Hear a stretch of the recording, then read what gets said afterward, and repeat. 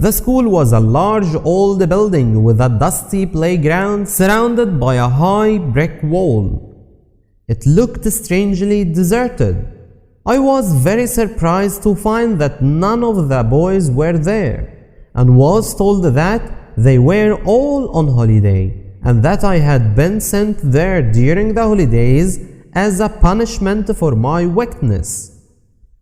The headmaster and teachers were on holiday too, all except for Mr. Mell, who had to look after me. I spent a whole month in that miserable place, doing my lessons in the dirty, empty classrooms, which smelt of old food and unwashed boys. Every evening I had to eat my supper with Mr. Mell and then go straight to bed. The worst thing was the sign I had to wear round my neck.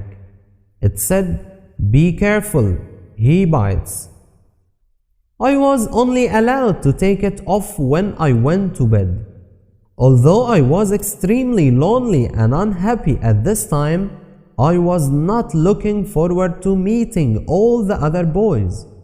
I felt sure they would laugh at me, and especially at the sign I was forced to wear. But one day, Mr. Mell told me that the headmaster, Mr. Creakle, had returned and wanted to see me. So I went trembling to his part of the house. I realized at once that Mr. Creakle lived much more comfortably than the boys or teachers. He was a small fat man with a purple nose who was sitting in an armchair with a bottle and a glass in front of him. "So this is the boy who bites, is it?" he asked unpleasantly. "I know your stepfather, boy. He's a man of a strong character. He is. He knows me and I know him. Do you know me? Answer me, boy." He pulled violently at my ear. "Not yet, sir," I answered, tears of pain in my eyes. "Ah, but you soon will. Oh yes, I have a strong character too. You'll see." He banged his hand hard on the table. I was very frightened, but I made myself ask the question I had been considering for a whole month. "Please, sir, I'm very sorry for what I did to Mr. Murdstone. Could I take this sign off before the other boys see it?" Mr. Creakle gave a sudden terrible shout and jumped out of his chair. I didn't wait to see whether he was going to hit me, but ran out of his room and hid in my bed for the next hour. However, the boys were not as cruel to me as I had feared. I made a friend almost immediately, a boy called Tommy Traddles, who was known to be the unluckiest boy in the school.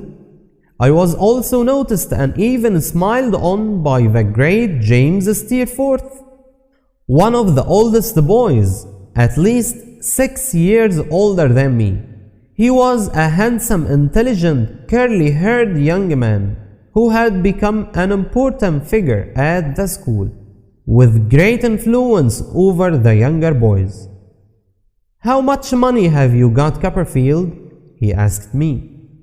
8 shillings, Steerforth," I answered, remembering the present my mother and Peggotty had given me.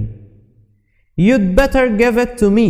I'll take care of it for you," he offered in a friendly way. I opened Peggotty's purse and turned it upside down into his hand. "Perhaps you'd like to spend some of it now?" he suggested, smiling. "A bottle of wine, a tin of biscuits, a few cakes, that sort of things. I can go out whenever I like, so I can buy it for you." "Yes, that's very kind of you," I said, although I was a little worried that all my money would disappear. When we went upstairs to bed, I realized that all my money had been spent, as 8 shillings worth of food and drink was laid out on my bed in the moonlight. Of course, I didn't want to eat and drink it all by myself, so I invited Steerforth and the other boys to help themselves. The boys were very willing, and we spent a pleasant evening sitting on our beds whispering to each other. I discovered that the boys all hated Salem House, which they considered one of the worst schools in the country. They especially hated Mr. Creakle, who was in the habit of beating them regularly with a heavy stick which he carried with him all the time. The only boy he dared not beat was Steerforth. I admired Steerforth even more when I heard this. When we were all too tired to stay awake, Steerforth got up to go. "Good night, young Copperfield," he said, putting a hand on my head. "I'll take care of you." "It's very kind of you," I replied gratefully. "You haven't got a sister, have you?" he asked sleepily. "No, I haven't," I answered. "What a pity. If you had one, I'm sure she would be a pretty bright-eyed little girl. I would have liked to meet her."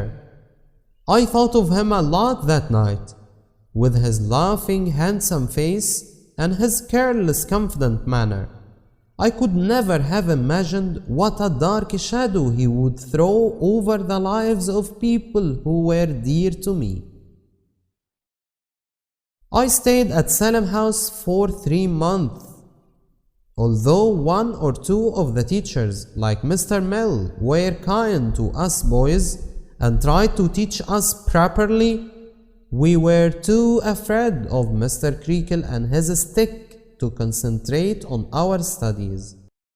But Tommy Traddles and I cheered each other up if we were beaten, and I was lucky enough to be friendly with the great Steerforth, in spite of the difference in our ages.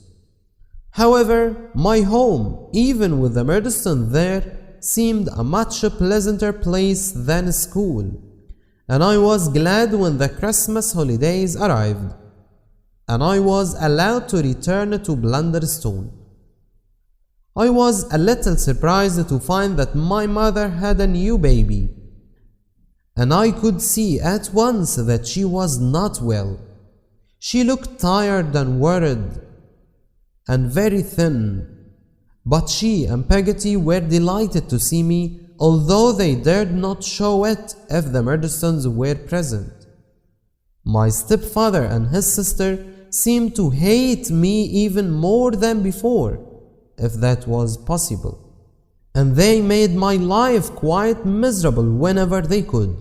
In fact, I was almost pleased when it was time to return to school and see Traddles and Steerforth again.